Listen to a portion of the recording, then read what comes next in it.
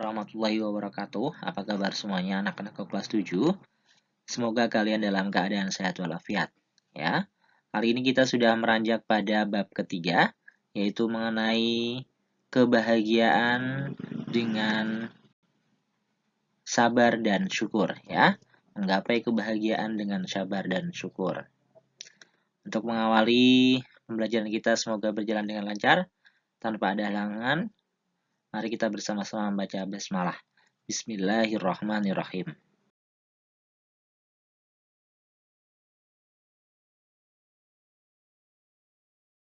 Bersyukur saat mendapat kesenangan dan sabar saat mendapat cobaan. Pada sisi kehidupan manusia, terdapat dua makna yang selama ini menjadi bagian penting dari tatanan hidup dan kehidupan, yaitu sabar dan syukur.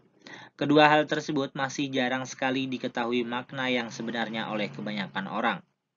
Ada beberapa hadis tentang bersyukur yang mengingatkan kita untuk selalu mensyukuri nikmat dan karunia dari Allah Subhanahu wa taala.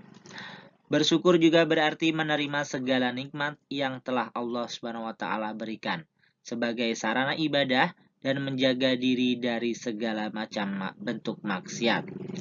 Hadis riwayat Muslim.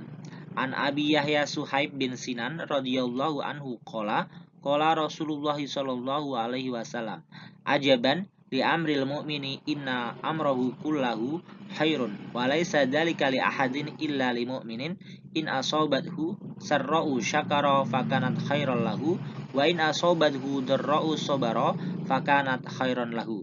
Rawahu Muslim. Yang artinya, dari Suhaib ibnu Sinan Ar-Rumi radhiyallahu anhu, Rasulullah shallallahu alaihi wasallam bersabda, sungguh menakjubkan urusan seorang mukmin, semua urusannya adalah baik baginya. Hal ini tidak didapatkan kecuali pada diri seorang mukmin. Apabila mendapatkan kesenangan, dia bersyukur, maka yang demikian itu merupakan kebaikan baginya. Sebaliknya apabila tertimpa kesusahan, dia pun bersabar, maka yang demikian itu merupakan kebaikan baginya. Hadis riwayat Muslim.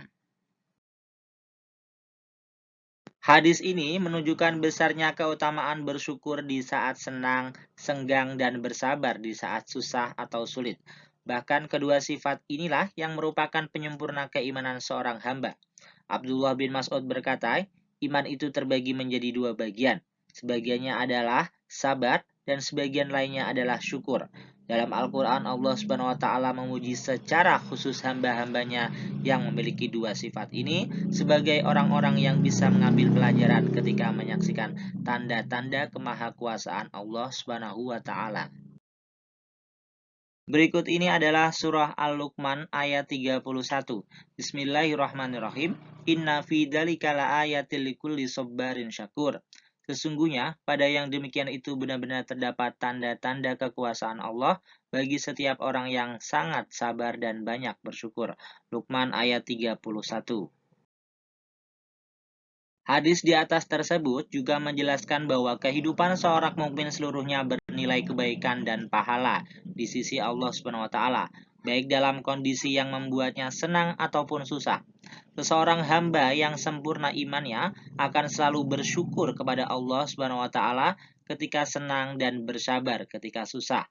Maka dalam semua keadaan dia senantiasa ridho kepada Allah Subhanahu wa taala. Dalam segala ketentuan takdirnya sehingga kesusahan dan musibah yang menimpanya berubah menjadi nikmat dan anugerah baginya.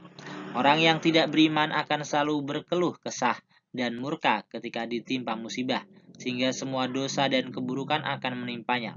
Dosa di dunia karena ketidaksabaran dan ketidakridonya terhadap ketentuan takdir Allah Subhanahu wa taala, serta di akhirat mendapatkan siksa neraka. Adapun uraian tentang sabar sebagian telah dibahas pada bab sebelumnya. Sedangkan rasa syukur merupakan bagian dari akhlak mulia yang muncul karena adanya rasa kecintaan dan keriduan terhadap Allah Subhanahu wa taala, Sang Pemberi nikmat. Seseorang yang diberikan nikmat olehnya walaupun sedikit tidak mungkin akan bersyukur kalau tidak ada keriduan di hatinya. Orang yang mendapatkan penghasilan yang sedikit dan pas-pasan tidak akan bisa bersyukur jika tidak ada keriduan di hatinya. Demikian pula orang yang diberi kelancaran rezeki dan harta yang melimpah akan terus merasa kurang dan tidak akan bersyukur jika tidak diiringi keikhlasan. Barang siapa yang menyadari adanya nikmat dan mengetahui sang pemberi nikmat, lalu mengakui kenikmatan tersebut dan tunduk serta cinta kepadanya, kemudian mempergunakan kenikmatan tersebut dalam hal-hal yang dicintai Allah Subhanahu wa taala, inilah yang disebut orang-orang yang dianggap bersyukur. Demikianlah pembahasan kita memahami dan menghafal hadis terkait sabar dan syukur yang diriwayatkan dari Imam Muslim, ya. Semoga bermanfaat apa yang kita pelajari hari ini dan bisa kalian praktekkan dalam kehidupan sehari-hari. Akhirnya wabillahi taufiq wal hidayah. Wassalamualaikum warahmatullahi wabarakatuh.